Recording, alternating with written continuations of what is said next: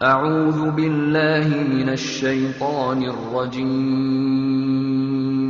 بسم الله الرحمن الرحيم الله نور السماوات والأرض مثل نوره كمشكاة فيها مصباح المصباح في زجاجة الزجاجة كأنها كوكب دري يوقد من شجرة مباركة. بسم الله الرحمن الرحيم. الحمد لله رب العالمين، الصلاة والسلام على سيد المرسلين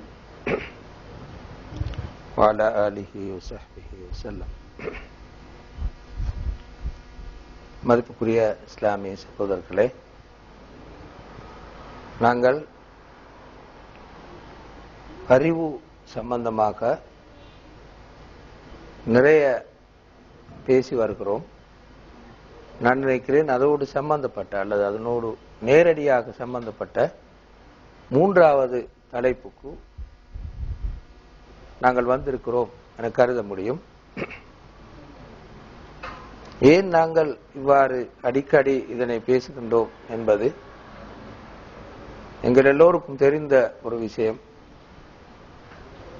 நாங்கள் அறிவு பின்னணியில் உருவாக்கிய அதனை அடிப்படையாக கொண்ட ஒரு சமூகமாக இருக்கின்றோம். எனவே அறிவு மிக்க ஒரு சமூகத்தை கனவு காண்பதற்கு அல்லது அப்படியான ஒரு சமூகத்தை உருவாக்குவதற்கு நாங்கள் முயற்சி செய்கின்றோம் என்ற வகையில்தான் நாங்கள் இந்த மிஸ்காத் நிறுவனத்தின் மூலமாக அதற்கான ஒரு அறிவு பங்களிப்பையாவது கடத்தில் நின்று இயங்குவதற்கு எங்களால் முடியாமல் இருப்பதன் காரணமாக அதற்கான ஒரு அறிவு பங்களிப்பையாவது செய்யலாம் என்ற வகையில்தான் இந்த தலைப்புகளை நாங்கள் திருப்பி திருப்பி சொல்லி வருகின்றோம். சமூக உருவாக்கமும் அறிவு, அதாவது ஒரு சமூகம் உருவாக்குவது, அது நிலைத்து நிற்பது, அது படம் பெற்று நிற்பது எல்லாமே இந்த அறிவின் மீதுதான் தங்கியிருக்கிறது என்ற உண்மையை இங்கு நாம் இஸ்லாமிய ரீதியாக அல் குர்ஆனுடைய சுன்னாவுடைய பின்னணியில் விளக்குவதற்கு முயற்சி செய்கின்றோம். முதலாவது, சமூகம் என்று சொல்வதன் பொருள் தனி மனிதனுக்கும் சமூகத்துக்கும் உள்ள அடிப்படையான வேறுபாடு தனி மனிதர்களுடைய கூட்டு அமைப்பாகத்தான் அந்த சமூகம் அமைந்து காணப்படும். அந்த கூட்டமைப்புக்கு கொள்கை, மார்க்கம், இனம், மொழி, நிலம் இவற்றில் ஏதாவது ஒன்று அல்லது பல அல்லது எல்லாமே காரணமாக இருக்க முடியும். கொள்கையை அடிப்படையாக கொண்டு அல்லது இனத்தை அடிப்படையாக கொண்டு அல்லது மொழியை, நிலத்தை அடிப்படையாக கொண்டு ஒரு சமூகம் உருவாக்க முடியும். இது சமூக உருவாக்கம். சமூகங்கள் உலகிலே எவ்வாறு ஒரு தனி சமூகமாக உருவாகிறது என்பதற்கு சமூகவியல் அறிஞர்கள் தருகின்ற விளக்கம். இதனை நாங்கள் விரிவாக நோக்குவது இங்கு நோக்கமல்ல, மாற்றமாக ஒரு சின்ன ஒரு அறிமுகத்தை சொல்வதற்காக நாங்கள் இதனை துவங்குகின்றோம். எவ்வாறு ஒரு சமூகம் அறிவின் மீது தங்கி இருந்துதான் தன்னை கட்டமைத்துக் கொள்ள வேண்டும், தன்னை வாழ வைக்க வேண்டும், பலப்படுத்திக் கொள்ள வேண்டும் என்பதனை துவங்குவதற்காக இதனை நாம் சொல்கின்றோம். இரண்டாவது,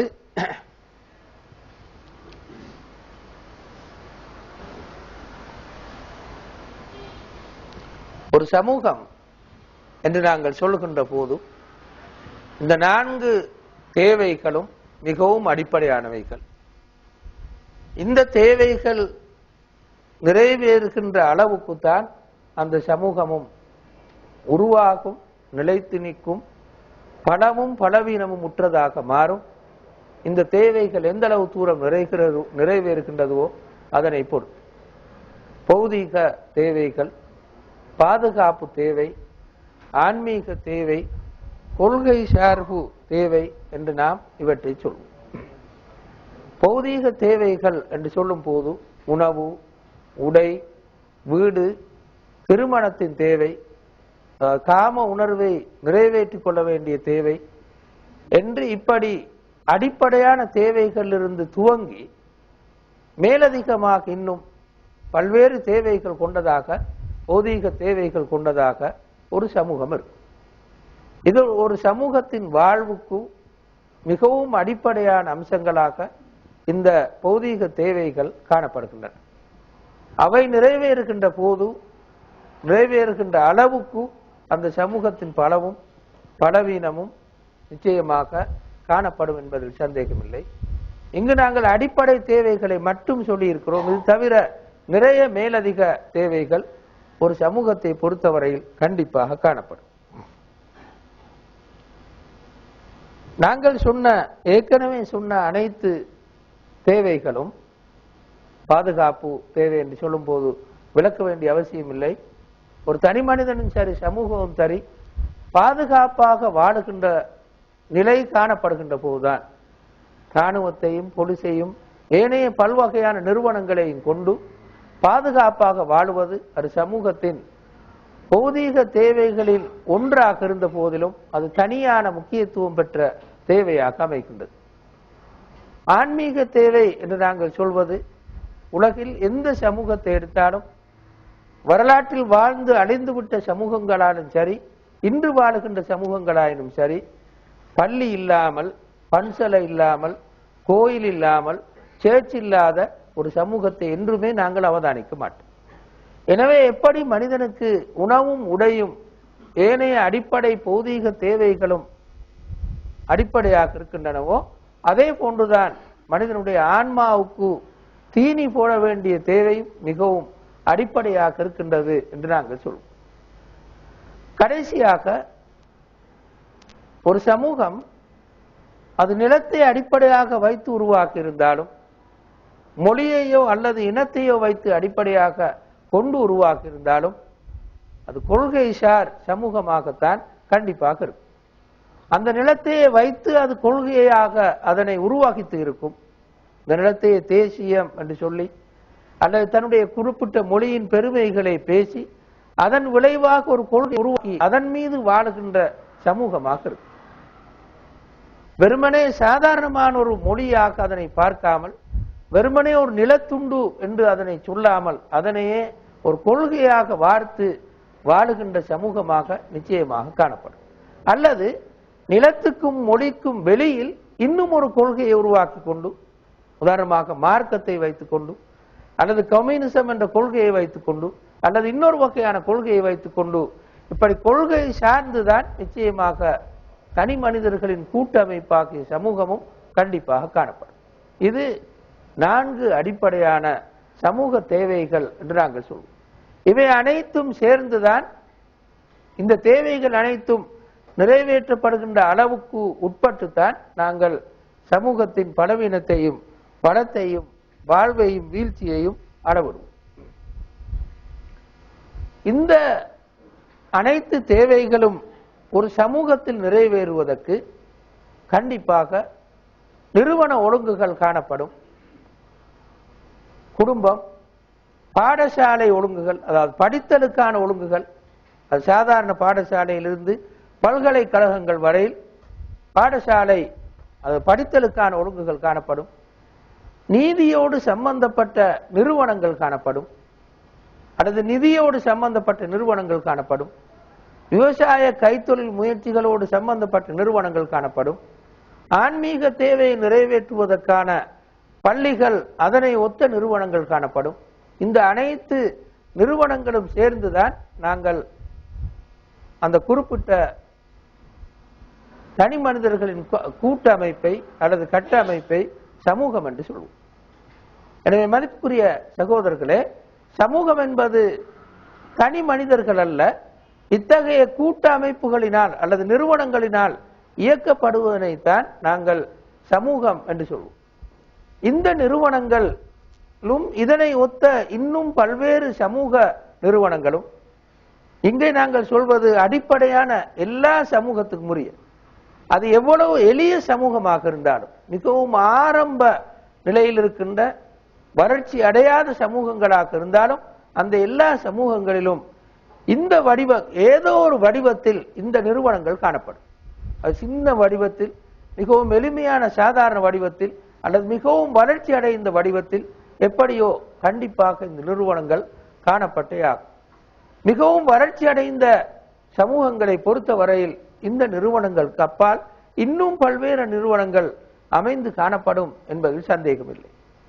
எனவே இந்த நிறுவனங்கள் எல்லாம் சேர்ந்துதான் ஒரு சமூகத்தை கண்டிப்பாக இயக்கும் என்று நாங்கள் சொல்வோம். எனவே தனி மனிதர்கள் என்பவர்கள் தனித்தனியான மனிதர்கள்.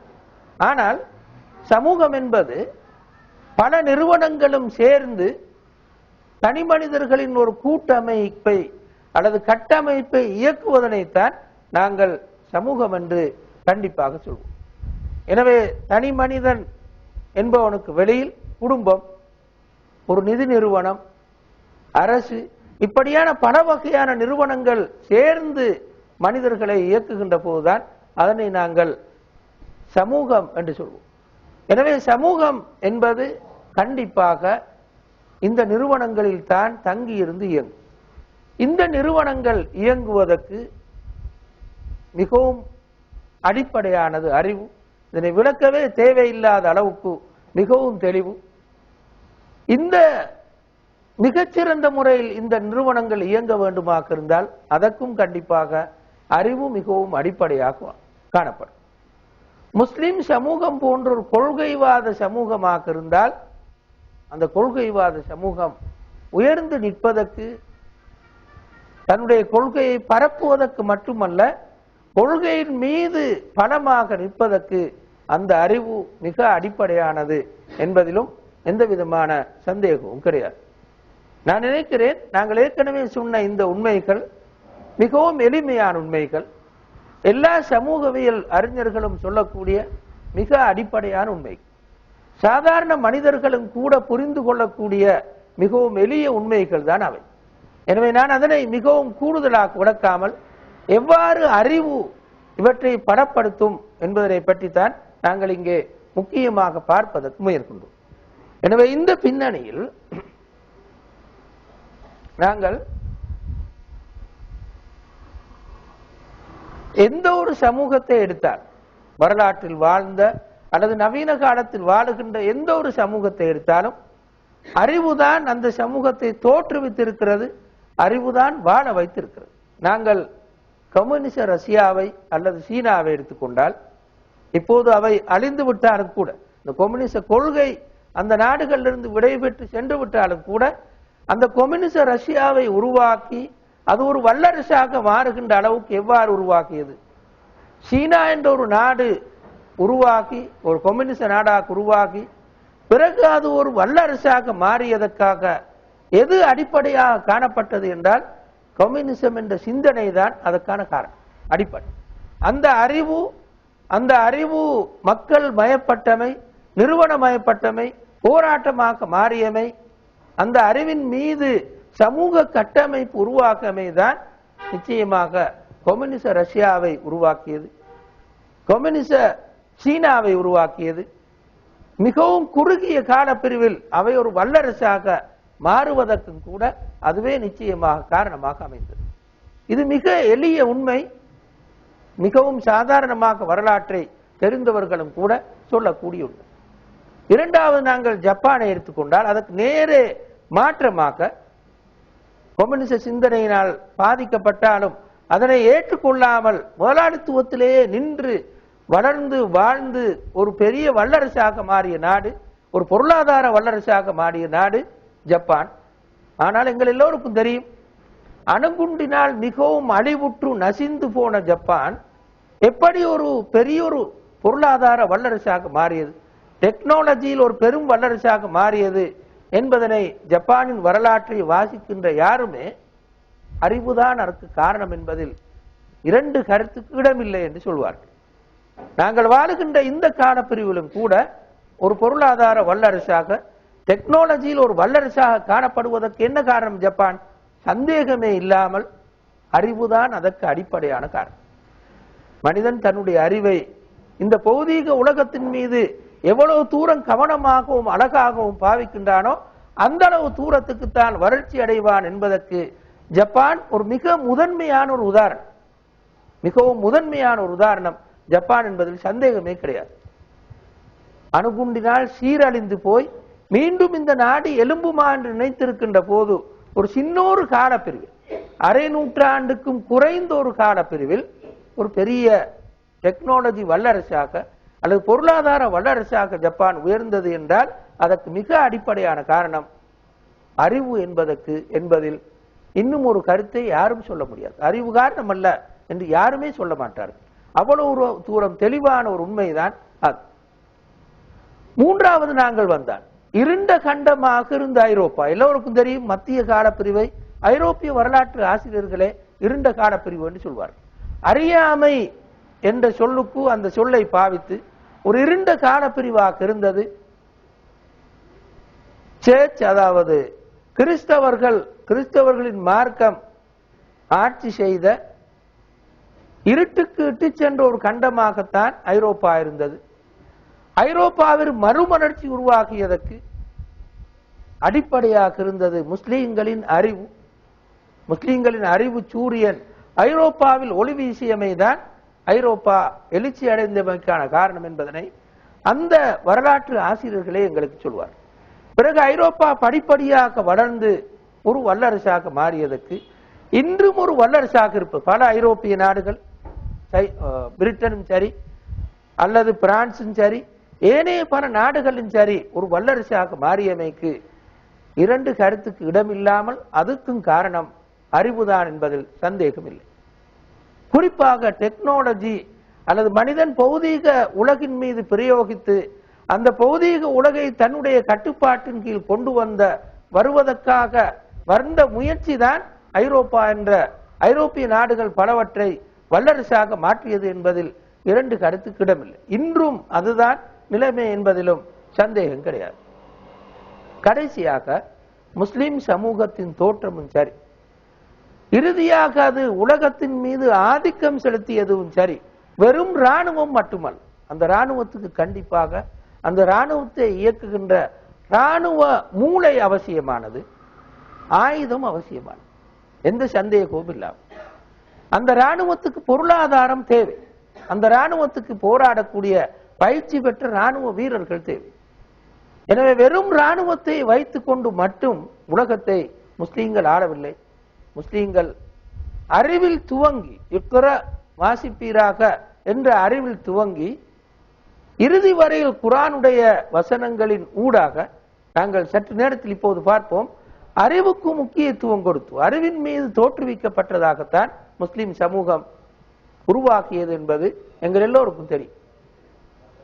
நாகரீக வாடை எதுவுமே அற்ற, எழுத வாசிக்க தெரிந்தவர்களை விரல் விட்டு எண்ணக்கூடிய பாலைவன பிரதேசத்தில் வாழ்ந்த ஒரு சமூகம் எப்படி உலகத்திலே ஆதிக்கம் பெற்ற ஒரு சமூகமாக மாறியது, எப்படி இன்றிருக்கிற காபத்துல்லாவுக்கு முன்னால் ஒரு சின்ன வீட்டில் வாழ்ந்த ஒரு அனாதை உலகத்தில் மிகப்பெரிய ஒரு சாம்ராஜ்யத்தை ஸ்தாபித்தார். ஒரு சின்ன வீடு, ஒரு பாலைவன சமூகம், நாடோடி மக்கள் நிறைந்த ஒரு சமூகம், அந்த சமூகத்தில் வாழ்ந்த ஒரு அனாதை முஹம்மது ஸல்லல்லாஹு அலைஹி வஸல்லம் ஒரு அனாதை எப்படி ஒரு சாம்ராஜ்யத்தை ஸ்தாபித்தார். அந்த சாம்ராஜ்யத்தை ஸ்தாபித்தது மட்டுமல்ல, அது 10 நூற்றாண்டுகள் எப்படி உலகத்திலே வாழ்ந்தது என்றால் எந்த சந்தேகமும் இல்லாமல் அந்த அரபு சமூகத்தை, அந்த பாலைவனத்தில் வாழ்ந்த மக்களை இன்னும் ஒரு ஒழுங்குக்கு அந்த நபி மாற்றினார். அப்படி வாழ்ந்த நாடோடிகளாக வல்ல, அப்படி வாழ்ந்த எழுத்தறிவு அற்ற மனிதர்களாகவே வைத்துக் கொண்டு அல்ல அந்த சமூகத்தை ஆதிக்கம் பெற்ற சமூகமாக முஹம்மது ஸல்லல்லாஹு அலைஹி வஸல்லம் அவர்கள் மாற்றினார். அப்படியே வைத்துக் கொண்டு, எழுத தெரியாத வாசிக்க தெரியாதவர்களை அப்படியே வைத்துக் கொண்டு கோத்திரமாக பிரிந்திருந்த அதே பிரிவை அப்படியே வைத்துக் கொண்டு அல்ல உலகத்தில் ஆதிக்கம் செலுத்தினார்கள் ரசூலுல்லாஹி ஸல்லல்லாஹு அலைஹி வஸல்லம் அவர்கள். அவர்களை எழுதுபவர்களாக, வாசிக்க தெரிந்தவர்களாக, ஒரு அரசுக்கு கட்டுப்படுபவர்களாக, குடும்ப ஒழுங்குக்கு வந்தவர்களாக, சமூக நிறுவனங்களாக மாறியவர்களாக மாற்றித்தான் உலகத்திலே மிகப்பெரிய ஒரு புரட்சியை, மாற்றத்தை ஸல்லல்லாஹு அலைஹி வஸல்லம் உருவாக்கினார்கள் என்றால், யாரும் வரலாறு சாதாரணமாக தெரிந்த யாருமே இதனை பொய் என்று சொல்ல மாட்டார்கள். எனவே அறிவுதான் அந்த சமூகத்தின் தோற்றத்துக்கு காரணமாக இருந்தது. அலி இஸ்ஸத் பிகோஃபி சொல்வது போன்று, உலகத்தில் அறிவை தவிர வேறொன்றுமே இல்லாமல் முஸ்லிம் சமூகம் 5 நூற்றாண்டுகள் ஆட்சி செய்தது. அறிவு தலைமையை உலகத்துக்கு கொடுத்தது சந்தேகம் இல்லாமல் 5 நூற்றாண்டு காலம். உலகத்திலே ஆகப்பெரிய அறிவு படைத்தவர்களாக முஸ்லிம் சமூகத்தின் தலைநகர்கள் தான் காணப்பட்டது என்று அவர் சொல்வார். எனவே அந்த வகையில் முஸ்லிம் சமூகத்தின் தோற்றமும் சரி, வறட்சியும் சரி, பணம் பெற்றதும் சரி, வல்லரசாக மாறியதும் சரி, அதற்கு அறிவுதான் அடிப்படை காரணமாக இருந்தது என்பதில் இன்னும் ஒரு கருத்துக்கு நிச்சயமாக இடம் கிடையாது. எனவே மதிப்புக்குரிய சகோதரர்களே, இந்த பின்னணியில் வரலாற்றில் ஆதிக்கம் செலுத்தி எந்த சமூகத்தை எடுத்தாலும் அதற்கு அறிவுதான் காரணம். அதே போன்று இன்னும் ஒரு, நாங்கள் உதாரணம் சொல்லப்போனால் நீண்ட தூரம் போவோம் என்றாலும் இன்னொரு கருத்தை நான் சொல்கின்றேன். ஏதாவது ஒரு சமூகம் வெறும் இராணுவ படத்தை மட்டும் வைத்து உலகத்தில் ஆதிக்கம் செலுத்த முயன்றால் அவசரமாக அது விழுந்திருக்கிறது என்றும் வரலாறு சொல்கிறது. அதற்கு மங்கோலியர்கள், தாத்தாரியர்கள் பெரிய உதாரணம். வெறும் காட்டுமிராண்டிகளாக இருந்து, அறிவு வாசனை அற்றவர்களாக இருந்து, அந்த காட்டுமிராண்டி தன்மையின் காரணமாக அவர்கள் அன்றிருந்த முஸ்லிம் சாம்ராஜ்யத்தின் மீது படையெடுத்தார்கள். சாம்ராஜ்யத்தை அழித்தார்கள். உண்மை, இந்த காட்டுமிராண்டி போராட்டத்தின் காரணமாக, ஆயுத படத்தின் காரணமாக உண்மையில் முஸ்லிம் சாம்ராஜ்யத்தை, முஸ்லிம் சமூகத்தின் பலவீனத்தின் காரணமாகவும் முஸ்லிம் சாம்ராஜ்யத்தை அழித்தார்கள். ஆனால் ஆண்டார்களா முஸ்லிம் சமூகத்தை? ஆளவில்லை. முஸ்லிம் சமூகத்தின் மார்க்கத்தை அவர்கள் தழுவினார்கள். ஏன்? அவர்களிடம் நாகரீகம் என்று கொடுப்பதற்கு எதுவும் இருக்கவில்லை, அறிவு என்று கொடுப்பதற்கு எதுவும் இருக்கவில்லை. அவர்கள் முஸ்லிம் சமூகத்தை விட பின்தங்கி இருந்தார்கள். எனவே அவர்களினால் முஸ்லிம் சமூகத்தை இராணுவ படத்தால் வெல்ல முடிந்ததுவே தவிர அறிவு படத்தால் வெல்ல முடியவில்லை. எனவே அவர்கள் முஸ்லிம் சமூகத்தின் மார்க்கத்தை, நாங்கள் யாரை வென்றோமோ, யார் என்னிடம் தோற்றாரோ அவருடைய கொள்கையை நான் ஏற்றுக்கொள்ளக்கூடிய சூழ்நிலை மங்கோலிய சமூகத்துக்கு உருவாக்கியது என்று வரலாறு எங்களுக்கு சொல்கிறது. என்ன காரணம்? இதுதான் காரணம். இதே போன்றுதான் ஐரோப்பியர்கள் முஸ்லீம்கள் மீது படையெடுத்தார்கள். நாங்கள் அதனை சிலுவை போர்கள் என்று சொல்கிறோம். அந்த முதலாவது, இரண்டாவது, மூன்றாவது, நாலாவது சிலுவை போர், இந்த சிலுவை போர்களின் போது அவர்கள் முஸ்லிம் சமூகத்தை வென்றார்கள். ஆனால் அறிவு ரீதியாக தோற்று போனார்கள். அந்த சிலுவை போர்கள் தான் ஒரு காரணம் ஐரோப்பாவில் அறிவு மறுமலர்ச்சி தோன்றியது. என்ன காரணம்? ஐரோப்பியர்களும் முஸ்லிம் சமூகத்திடம் வந்து அறிவு ரீதியாக தோற்று போனார்கள். இந்த அறிவை எடுத்துக்கொண்டு போய்தான் ஐரோப்பாவுக்கு வெளிச்சம் கொடுத்தார்கள் என்று வரலாறு மிக தெளிவாக சொல்கிறது.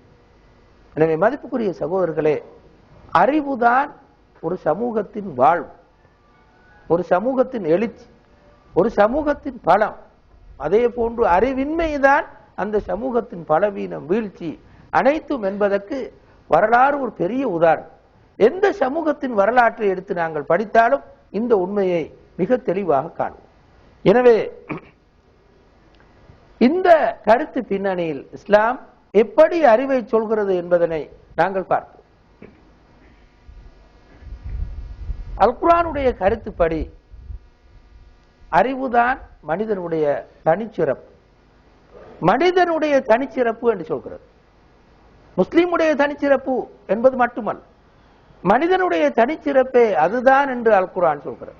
இந்த நீண்ட வசனத்தில், சூரத்துல் பக்கராவில் 30 - 32வது வசனம் வரை உள்ள 34வது வசனம் வரை உள்ள நீண்ட வசனத்தில் இந்த கருத்தை சொல்கிறது. وَإِذْ قَالَ رَبُّكَ لِلْمَلَائِكَةِ إِنِّي جَاعِلٌ فِي الْأَرْضِ خَلِيفَةً قَالُوا وَتَجْعَلُ فِيهَا مَنْ يُفْسِدُ فِيهَا وَيَسْفِكُ الدِّمَاءَ وَنَحْنُ نُقَدِّسُ بِحَمْدِكَ وَنُقَدِّسُ لَكَ وَنَحْنُ نُسَبِّحُ بِحَمْدِكَ وَنُقَدِّسُ لَكَ قَالَ إِنِّي أَعْلَمُ مَا لَا تَعْلَمُونَ. அல்லாஹ் மலக்குகளை நோக்கி, நான் பூமியில் ஒரு கலீஃபாவை ஆக்கப் போகிறேன் என்று சொன்ன போது மலக்குகள் அல்லாஹ்வை பார்த்து இரத்தத்தை சிந்தி குழப்பங்களை விளைவிக்கக்கூடிய சீர்கேடுகளை விளைவிக்கக்கூடியவர்களை நீ உருவாக்கப் போகிறாயா? நாங்கள் தான் உனக்கு தஸ்பீஹ் செய்து கொண்டிருக்கிறோமே, உன்னை தூய்மைப்படுத்தி கொண்டிருக்கிறோமே, அப்படி இருக்க இப்படி ஒருவரை நீ உருவாக்க வேண்டுமா என்று கேட்டார். அப்போது அல்லாஹ் அவர்களை பார்த்து சொன்னான், இன்னி ஆலமு மாலா தாலமு. இந்த மனித உருவாக்கத்தின் பின்னால் இருக்கிற இரகசியம் என்னது, தத்துவம் என்னது என்று உங்களுக்கு தெரியாது, எனக்கு தெரியும். இன்னி ஆலமு மாலா தாலமு, நீங்கள் அறியாதவற்றை நான் அறிவேன் என்று அல்லாஹ் தஆலா சொன்னதன் பிறகு மனிதன் எதனால் மேம்படுகிறான், உங்களை விட மலக்குகளே உங்களை விட எதனால் மனிதன் மேம்படுகிறான் என்று அல்லாஹ் சொல்கின்ற போது சொன்னான், வஅல்லம ஆதமல் அஸ்மாஅ குல்லஹா சும்ம அரதஹும் அலல் மலாயிகா கால அம்பிஊனி பி அஸ்மாஇ ஹாஉலா இன் குன்தும் சாதிகீன். ஆதமுக்கு அல்லாஹ் அனைத்து வகையான பெயர்களையும் படித்துக் கொடுத்தார். பிறகு மலக்குகளை நோக்கி இந்த பெயர்களை நீங்கள் உண்மையாளர்களாக இருந்தால், நீங்கள் சொன்னது உண்மையாக இருந்தால் இந்த பெயர்களை சொல்லுங்கள் என்று கேட்டபோது காலு சுப்ஹானக லா இல்ம லனா இல்லா மா அல்லம்தனா இன்னக அன்தல் அலீமுல் ஹக்கீம். எங்களுடைய இரட்சகனே, நீ மிகவும் தூய்மையானவன், நீ எங்களுக்கு படித்து தந்தது தவிர வேற எதுவும் எங்களுக்கு தெரியாது என்று மலக்குகள் பதில் சொன்னார்கள். மலக்குகள் அவ்வாறு பதில் சொன்ன போது, அதாவது இந்த பெயர்களை பற்றி எங்களுக்கு எதுவும் தெரியாது, நீ எங்களுக்கு படித்து தந்ததை தவிர வேற எதுவும் நாம் அறிய மாட்டோம் என்று மலக்குகள் அல்லாஹ்வை பார்த்து பதில் சொன்ன போது அல்லாஹ் சொன்னான், கால யா ஆதம் அன்பிஹும் பி அஸ்மாஇ. ஆதமே, அந்த பெயர்களை நீ அவர்களுக்கு சொல்லு என்று அல்லாஹ் தஆலா ஆதம் அலைஹிஸ்ஸலாம் அவர்களை பார்த்து கட்டளையிட்டார். ஃபலம்மா அன்பாஹும் பி அஸ்மாஇஹிம் கால அலம் அகுல் லகும் இன்னி அலமு கைபஸ் ஸமாவாதி வல் அர்த் வஅலமு மா துப்தூன வமா குன்தும் தக்துமூன். ஆதமே, அல்லாஹ் மலக்குகளை பார்த்து சொன்னான், நான் உங்களுக்கு சொல்லவில்லையா, வானங்கள் பூமியின் மறைவான உண்மைகள் இரகசியங்களை நானே அறிவேன். நீங்கள் வெளியில் என்ன சொல்கிறீர்களோ அவற்றையும் நீங்கள் மறைத்து இருப்பவற்றையும் நானே அறிவேன் என்று அல்லாஹ் தஆலா மலக்குகளை பார்த்து சொன்னான். பிறகு அல்லாஹ் சொன்னான், வயது குல்னா லில் மலாயிகா உஸ்ஜுது லி ஆதம் வஸஜது இல்லா இப்லீஸ் அபா வஸ்தக்பர வகான மினல் காஃபிரின். மலக்குகளே, நீங்கள் இந்த ஆதமுக்கு சுஜூது செய்யுங்கள் என்று அல்லாஹ் அப்போது மலக்குகளை பார்த்து சொன்னான். நாங்கள் சொன்னோம், இப்லீஸை தவிர மற்ற எல்லா மலக்குகளும் சுஜூது செய்தார்கள். இப்லீஸ் அல்லாஹ்வுடைய கட்டளை மறுத்து நிராகரிப்பாளனாக மாறினான் என்று அல் குர்ஆன் இங்கே சொல்கிறது. மதிப்புக்குரிய சகோதரர்களே, இந்த ஆயத்து எங்களுக்கு என்ன சொல்கிறது என்று நாங்கள் பார்த்தால், பூமியின் பிரதிநிதியாக இருக்க அறிவுதான் அடிப்படை என்று சொல்கிறது. இது மிகவும் தெளிவு. இந்த ஆயத்து விளங்கப்படுத்தி காட்ட தேவையில்லாத அளவுக்கு மிகவும் தெளிவு. மனிதன் இந்த உலகத்திலே பிரதிநிதியாக படைக்கப்பட்டான்.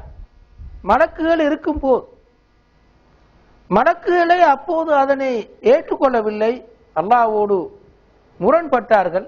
யா அல்லாஹ், ஏன் நீ இவர்களை படைக்க வேண்டும் என்று கேட்டார். அப்போதும் அல்லாஹ் மனிதனுடைய அறிவை காட்டி ஒரு மனிதனை படைப்பதனை அல்லாஹ் நியாயப்படுத்தினான் என்பதனை இந்த வசனத்தினூடாக நாங்கள் வழங்குகின்றோம். எனவே மனிதன் முஸ்லிம் மட்டுமல்ல, முஸ்லிம் என்று அல்லாஹ் இங்கே சொல்லவில்லை, மனிதன் உலகத்தில் பிரதிநிதியாக இருப்பதற்கு அடிப்படை அறிவாகத்தான் இருக்கிறது என்பதனை மிகவும் தெளிவாக இந்த வசனம் எங்களுக்கு சொல்கின்றது.